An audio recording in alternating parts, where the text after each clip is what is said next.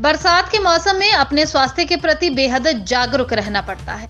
अगर जागरूक नहीं रहेंगे तो कई तरह की स्किन की बीमारियां लग सकती हैं। यह दावा सोलन के क्षेत्रीय अस्पताल में तैनात चर्म रोग विशेषज्ञ अभय गुप्ता ने कहा। उन्होंने कहा कि जिन व्यक्तियों के ज्यादा पसीना आता है या फिर नहाने के बाद वह गीले रहते हैं तो उन्हें चर्म रोग हो जाते हैं। इसलिए हम सभी को जागरूक रहने की आवश्यकता है। इससे मुख्य फंगल इन्फेक्शन बीमारी हो जाती है। उन्होंने कहा कि अगर इस तरह की बीमारी होती है तो उन्हें तुरंत चिकित्सक को संपर्क करना चाहिए। उन्होंने बताया कि कई लोग केमिस्ट की दुकान से ही दवा लेकर अपना इलाज करना शुरू कर देते हैं और जिसकी वजह से उनकी बीमारी और ज्यादा बढ़ जाती है। इसलिए उन्हें पहले चिकित्सा के पास आना चाहिए।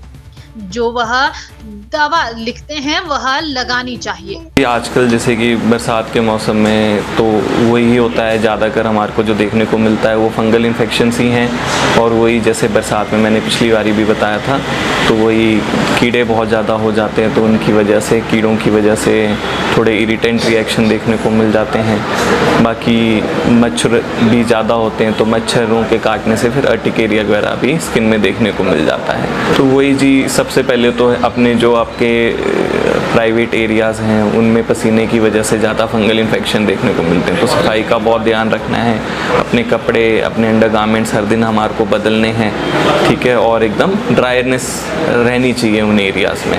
बाकी मच्छरों के लिए तो आप लोगों को पता ही है कि खड़ा पानी नहीं रहने देना है, कहीं पे भी स्प्रे वगैरह अगर कर सकते हैं तो वो सब चीज़ें आपने करनी है। देखो हाँ, आजकल एक ये भी होता है, कई बार गर्दन पे सफ़ेद निशान देखने को मिलते हैं, वो भी एक तरीके का फंगल इन्फेक्शन ही होता है। तो वही है, उसके लिए दवाई खा के वो ठीक हो जाता है। दूसरी जो वाइट निशान वाली बीमारी है फुलवेरी, उससे हम इसको कई बारी मिसअंडरस्टैंड कर सकते हैं। फुलवेरी और ये पी वेसिकुलरिक जैसी बीमारियां देखने को मिलती हैं, तो वही है, आप नज़दीकी डॉक्टर के पास जाएं, वही इन दोनों में अंतर करके बता सकते हैं। एक दूसरे को फैलने वाली इनमें से सिर्फ टीनिया ही होता है जो फंगल इन्फेक्शन है, वो भी अगर आप उनके एक दूसरे का तौलिया इस्तेमाल करें, कपड़े इस्तेमाल करें तो फैल सकते हैं।